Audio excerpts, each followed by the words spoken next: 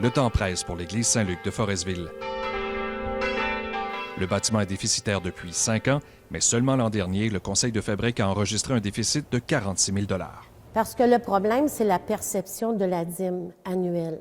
C'est qu'on a à peu près un retour de 20 à 22 des envois qui sont effectués.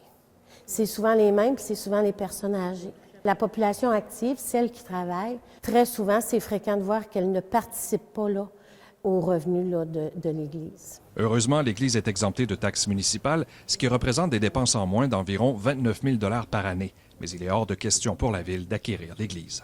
On a pris connaissance d'ailleurs de plusieurs municipalités qui ont effectivement acheté leur église et qui les ont transformées en salles communautaires, en salles d'organismes. Mais dans notre cas, à nous, c'est que nous possédons déjà ces infrastructures-là.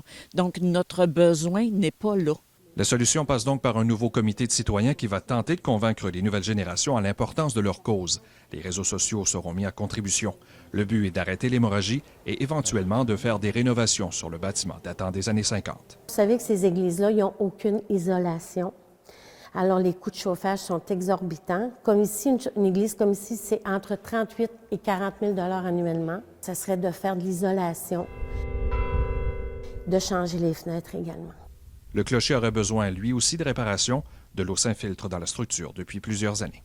Le comité de citoyens a aussi songé à faire appel aux anciens résidents de Forestville, question qu'ils puissent eux aussi participer à la survie de leur église. André Normando, TVA Nouvelles, Forestville.